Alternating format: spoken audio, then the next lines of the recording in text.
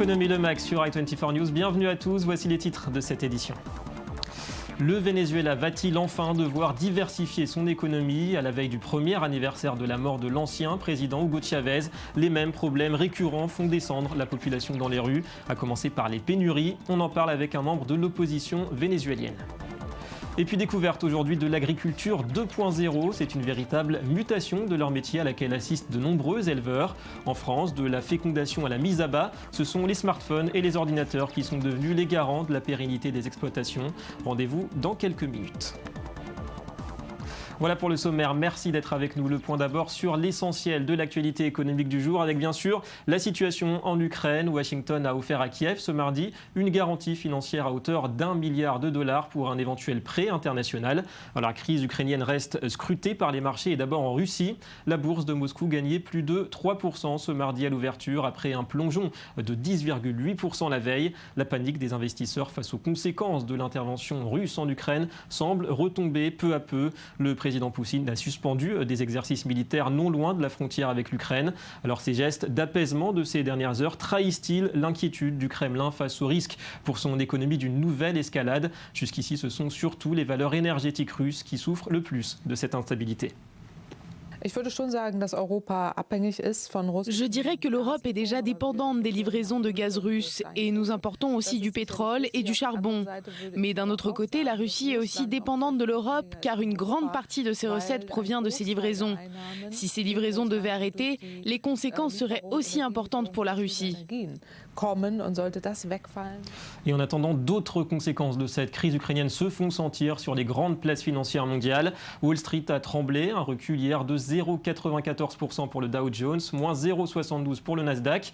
L'onde de choc avait atteint l'Europe un peu plus tôt, moins 3,44% hier pour la bourse de Francfort, moins 2,66% pour Paris. Londres perdait 1,5%, mais toutes ces places rebondissaient ce matin.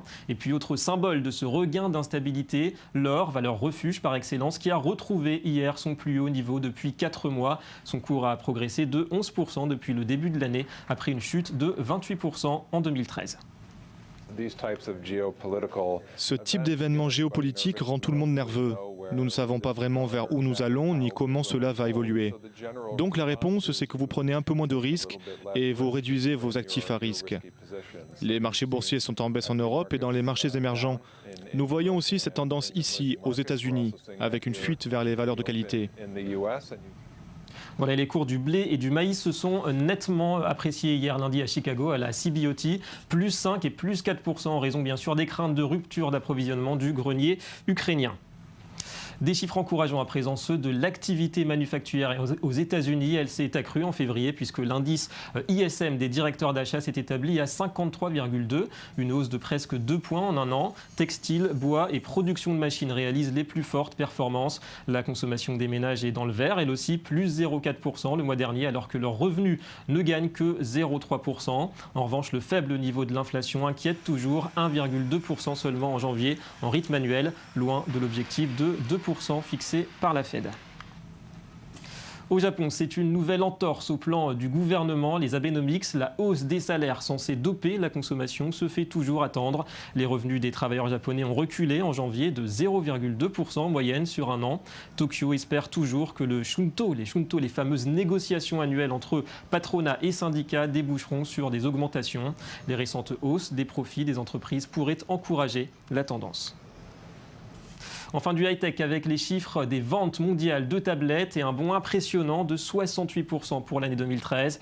Plus de 195 millions d'unités ont été écoulées. Apple conserve la part du lion. L'iPad dépasse la barre des 70 millions d'exemplaires. Mais la pomme voit ses parts de marché s'effondrer de 53% en 2012 à 36% désormais. Samsung progresse de 7 à 19% avec 38 millions d'exemplaires vendus. C'est une hausse de plus de 300% sur un an pour le groupe coréen. Côté système d'exploitation, c'est désormais Android qui règne en maître avec 62% de part de marché. Et intéressons-nous à présent à cette puissance pétrolière d'Amérique du Sud qu'est le Venezuela. 94% de ses exportations et la moitié du budget de l'État dépendent directement de l'or noir. Mais le talon d'Achille de cette économie, c'est bien sa dépendance aux importations. Elle explique les pénuries et l'hyperinflation. Et comme la dette publique se creuse au rythme de la fonte des réserves de change, eh bien Caracas peine à enrayer la fuite des investisseurs. Johanna Citruc. C'est une scène qui se répète dans les rues de Caracas. Des milliers de Vénézuéliens, les étudiants en première ligne, manifestent depuis près d'un mois. Ils dénoncent l'insécurité, les pénuries de biens de première nécessité et le coût de la vie. La hausse des prix est telle qu'on parle d'hyperinflation, plus 56% en un an. Nous sommes fatigués de l'insécurité que nous subissons. Nous sommes fatigués de faire la queue pour satisfaire nos besoins de base. On doit faire 3, 4, 5 heures de queue simplement pour acheter du papier toilette, de la farine et du poulet. Pourtant, le pays est considéré comme riche. C'est lui qui a les plus importantes réserves de pétrole du monde. Une ressource qui représente 94% des exportations du Venezuela. Mais à part ça, le pays n'a rien, ou presque. Il est donc en grande partie dépendant des produits étrangers, des produits importés. Nous sommes un pays riche à de nombreux points de vue. Nous ne devrions pas avoir à faire face à cette pénurie. Nous pourrions répondre à nos besoins sans avoir à acquérir quoi que ce soit des autres pays. Mais pour le moment, nous dépendons de nos importations. Des importations déjà limitées au regard de la dette colossale, 180 milliards de dollars, et du peu de réserves de devises étrangères. Mais en plus de causer des pénuries paralysantes pour les Vénézuéliens, ces restrictions ont également fait fuir les entreprises et les investisseurs étrangers. Les experts s'accordent à dire que seule une nouvelle dévaluation du réal pourrait permettre au gouvernement de freiner l'hémorragie, en tout cas à court terme. Voilà, alors reste-t-il tout de même des leviers, une marge de manœuvre pour le gouvernement pour tenter d'inverser cette tendance d'une fuite des investisseurs? La pression sociale, comme on l'a vu, semble en tout cas lui interdire tout faux pas. Alors nous sommes en ligne avec le docteur Rolando Tomasini, membre de l'opposition vénézuélienne et spécialiste en gestion de crise humanitaire. Bonjour. Bonjour. Merci d'être avec nous. Alors d'abord, est-ce que vous partagez l'analyse selon laquelle le Venezuela a peut-être manqué l'objectif pourtant affiché par Hugo Chavez dès la fin des années 90, à savoir sortir du tout pétrole? Tout à fait. En fait, le Venezuela s'établit cette rêve depuis très longtemps et c'est pendant le gouvernement de Chavez qui a reculé le plus. La vraie question à se poser est où sont passés les revenus de pétrole pendant ces 15 années de ce gouvernement chaviste. Et avec la manque de transparence qu'on a aujourd'hui, on n'a aucune idée. On sait juste que la situation économique elle est de pire en pire. La preuve, comme vous l'avez mentionné dans votre documentaire. Ouais. Alors le pays a manqué le virage, selon vous, de la diversification des revenus? La diversification des revenus, c'est pas fait tout à fait parce qu'en fait, tous les revenus sont investis ailleurs. Et on voit même que le système bancaire s'est effondré complètement, qu'il y a un climat d'insécurité politique, fiscale qui a fait peur avec toutes les appropriations de l'industrie qui a eu lieu sous le gouvernement chaviste. Et du coup, on voit un système, une monnaie aussi qui s'est énormément affaibli avec un marché noir parallèle créé par le gouvernement. Donc du coup, ils sont tous partis, voire même les pétroliers internationaux sont partis du pays en reculant. Donc à la base de ça, qu'est-ce qu'on se demande? Où est-ce qu'ils sont passés tous ces fonds? Et on voit que la plupart sont passés dans un investissement dans la région et qui sont passés beaucoup dans l'investissement des armements. On voit aujourd'hui dans toutes les manifestations qui est armée avec des armes de guerre très très modernes qui coûtent très très cher, tandis qu'il y a des pénuries parce qu'on n'arrive pas à produire les choses essentielles. On m'a beaucoup parlé de papier hygiénique, mais c'est pas que ça. C'est aussi les médicaments, c'est les aliments, c'est, comme vous avez bien indiqué dans le documentaire, on ne produit même pas ce qu'on consomme, sachant qu'on a tous les moyens pour le faire nous-mêmes aujourd'hui. Ouais. Alors vous l'avez dit, il y a aussi cette polémique au Venezuela autour d'un prétendu manque de transparence sur les revenus du pétrole. Malgré l'accent mis par les autorités sur les investissements dans le social, vous pensez qu'il y a vraiment un problème au niveau de la redistribution sociale, malgré tout? Exactement. Exactement. Et ce qui est encore plus troublant, c'est que la corruption a complètement monté, donc a monté ces dernières années. On est dans la région, le pays qui a le taux de croissance le plus faible, l'inflation dans le monde le plus élevé et le déficit fiscal le plus élevé. Et encore pire, juste pour vous donner un exemple, on a une accusation, parce que le gouvernement a avoué qu'ils sont disparus de la trésorerie nationale 30 milliards de dollars.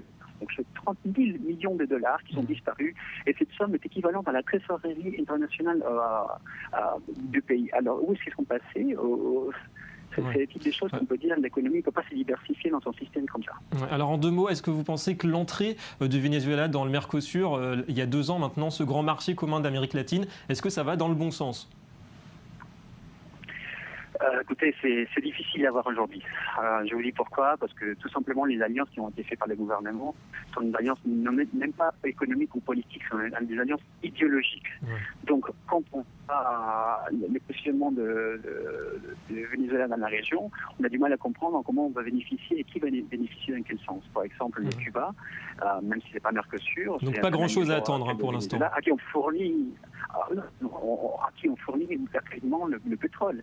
Et en échange, on lui donne des médecins. Alors, des médecins, il y en a plein, ils sont très compétents, donc on n'a pas besoin de médecins plus grands, Merci. Avoir un échange du pétrole. Merci, Dr Orlando Tomasini, d'avoir répondu à nos questions. Et gros plan à présent sur cette révolution agricole, elle est en marche, on va le voir en France. Dans les fermes, l'informatique permet d'optimiser les rendements, mais aussi de sécuriser au maximum la naissance des veaux, tout comme la reproduction du cheptel.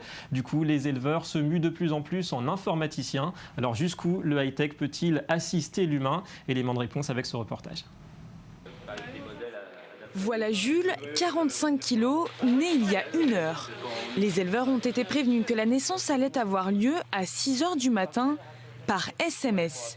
Depuis quelques années, leur ferme est équipée d'un système appelé Velphone pour vélage et téléphone.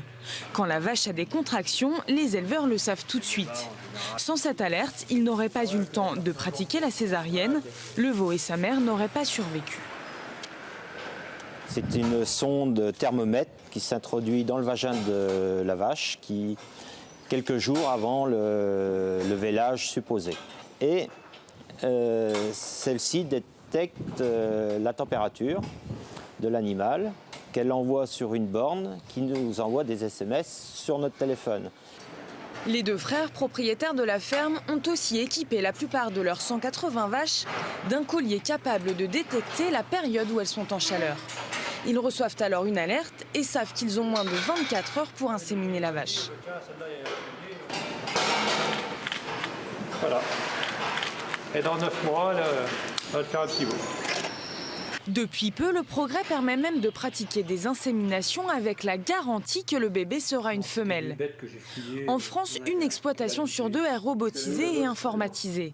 Selon cet éleveur, il faut être de plus en plus équipé pour être performant économiquement. Finalement, on passe peut-être moins de temps derrière les vaches, mais on passe plus de temps devant l'ordinateur ou à regarder son téléphone, sachant c'est d'actualité, tout le monde passe du temps à regarder son téléphone, mais le fait d'avoir des indicateurs sur son téléphone et sur notre PC, c'est une autre façon de suivre le troupeau au quotidien. Prochain investissement, une puce électronique placée sous la peau des vaches est capable de donner des informations sur les chaleurs ou les problèmes de santé pendant 5 ans. Et des amas de paille, on va passer aux amas de dollars avec le Media Watch. La revue de presse avec à la une aujourd'hui le fameux palmarès 2014 des hommes et des femmes les plus riches du monde. Bonjour Johanna Citruc. Bonjour David. Alors quelques nouveautés pour ce classement Forbes. Oui, cette année il y a donc 1645 milliardaires dans le monde. C'est 268 de plus que l'année dernière et à eux seuls ils possèdent 6,4 trillions de dollars.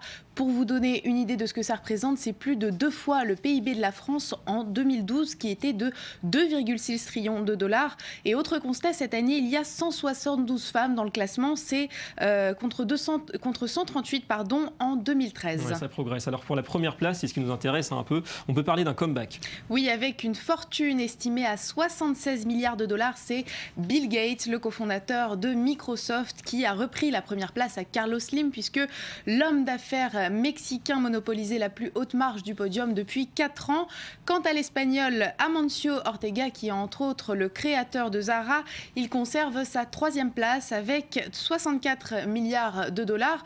Du côté des petits nouveaux, il y a les fondateurs de WhatsApp, Yann Koum qui est 202e avec 6,8 milliards de dollars et son coéquipier Brian Actor qui est 551e avec 3 milliards de dollars. Mais le grand gagnant, c'est tout de même Mark Zuckerberg, puisque grâce à l'introduction en bourse de Facebook, sa fortune a presque doublé. Elle passe de 15,2 à 28,5 milliards de dollars et lui passe de la 66e à la 21e place. Alors justement, en parlant de Facebook, c'est un simple message publié justement sur Facebook qui aurait fait perdre à un Américain 80 000 $. Oui, et cet Américain, c'est Patrick Snee. Il travaillait à l'école primaire Gulliver de Miami, mais en 2010, l'établissement décide de ne pas renouveler son contrat, a priori à cause de son âge. C'est donc clairement de la discrimination.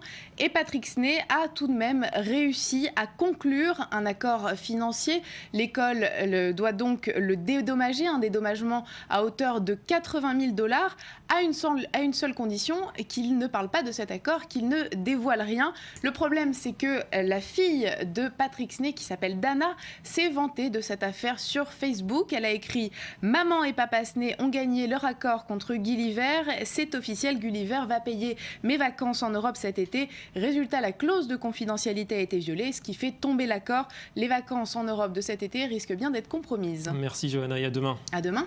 Voilà, fin de cette édition. Merci à vous de nous avoir suivis. Économie de Mag revient demain sur i24 News. Restez avec nous, l'information continue.